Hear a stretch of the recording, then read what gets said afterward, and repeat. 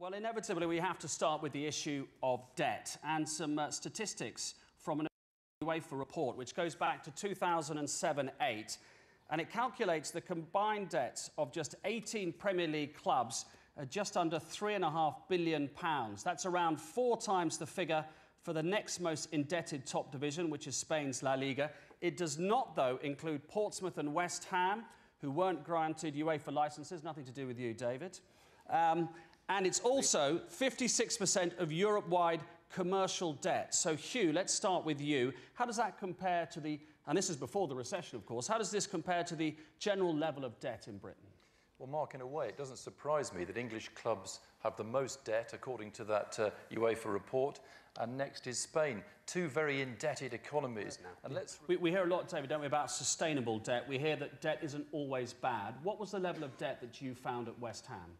Well, we arrived and the debt was 110 million.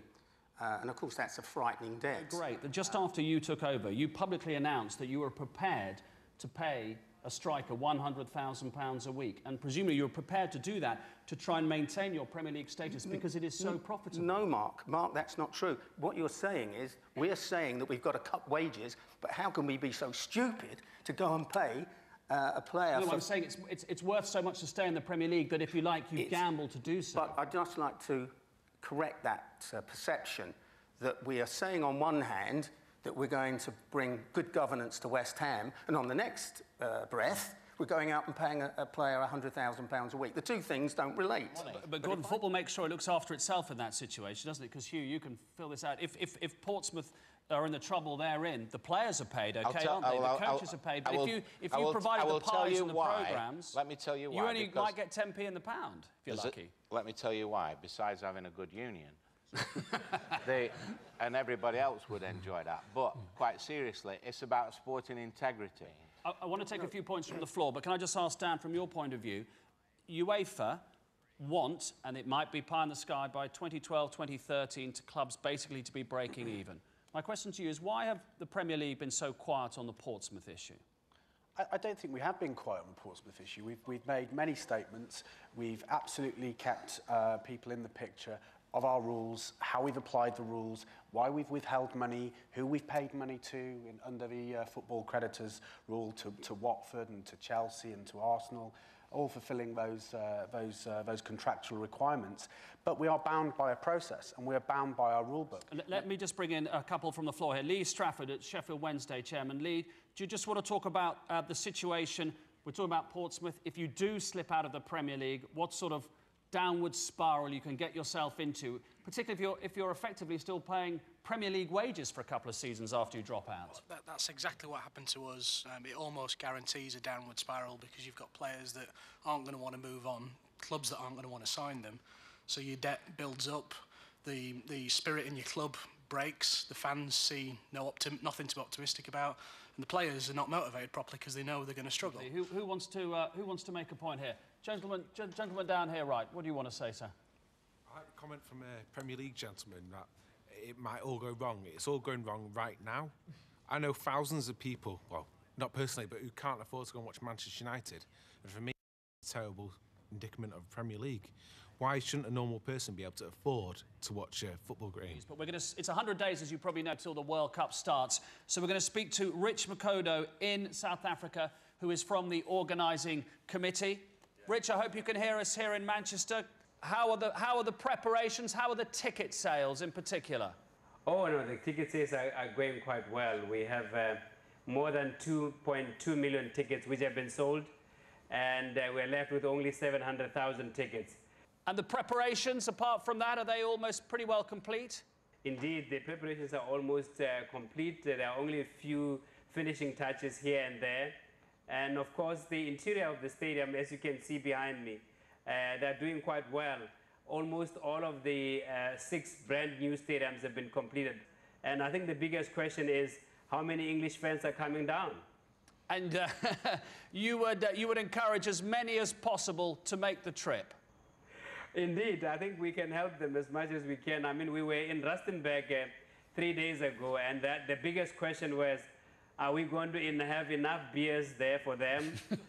Also, are we going to have enough accommodation? If we don't have enough accommodation for them, are we going to be able to bus them back to Johannesburg where there's enough accommodation and beers? So I think the idea is that we'll be able to bus them in and bus them out if possible. Rich, thank you very much for joining us. We appreciate it. Rich Makondo, the organising committee, there we are. They know the England fans very well. You may have noticed a little bit of a time delay. Just before we go to the news, the Premier League is a great model, but it does the Premier League a lot of good if England do well in a World Cup. They are not mutually exclusive. Absolutely not. I mean, it'll be fantastic that if we have a fantastic World Cup, it'll be great for the Premier League and it'll be great for English football. Yeah. David? Well, if you forgive me, I'd like to go back to the issue just a little earlier on. OK, yeah, we can talk about that after the news as well. Can we? Yeah. OK. So what would you like from me now? Well, just... You're like a politician, aren't you?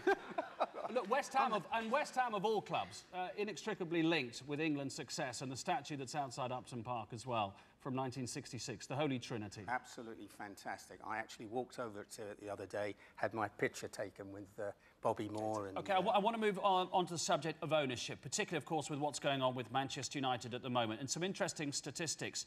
9 of the 20 Premier League clubs have overseas owners. 7 of the top 9, and that's excluding, obviously, Arsenal, of course, who you never know, could become one of them. Who wants to say something about ownership? The gentleman right on the far right here, who wants to say something about ownership?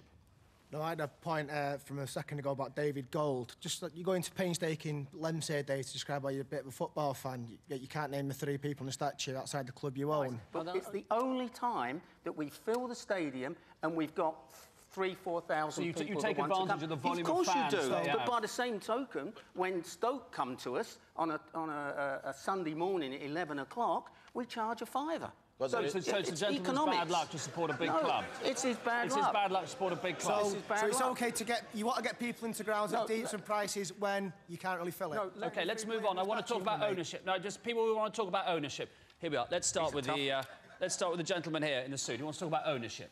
Yeah, I follow Middlesbrough Football Club. We have a great chairman there in Steve Gibson. It's really to echo what David's saying there is it's the ultimate responsibility of that owner to generate income or deal with the debts.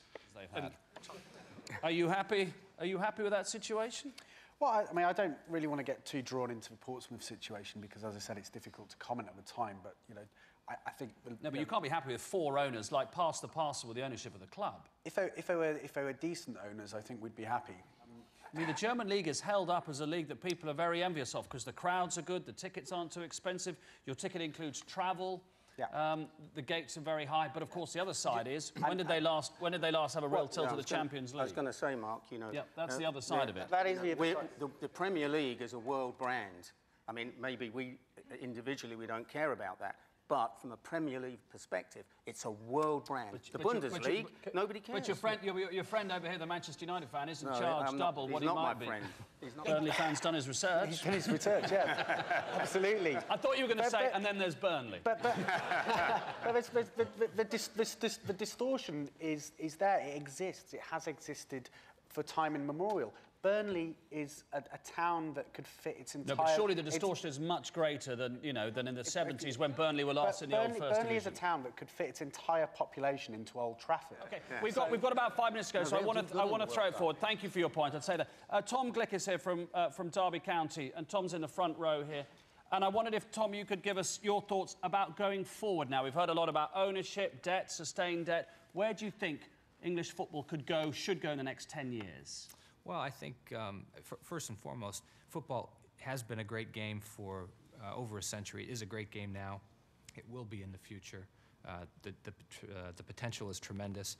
Dan said up front, this is a good warning sign. The things that are happening right now are a good warning to all of us. It's a caution for all of us involved with clubs. We're going to have to go because the BBC News channel are leaving us. But Gordon, hush, otherwise a yellow card.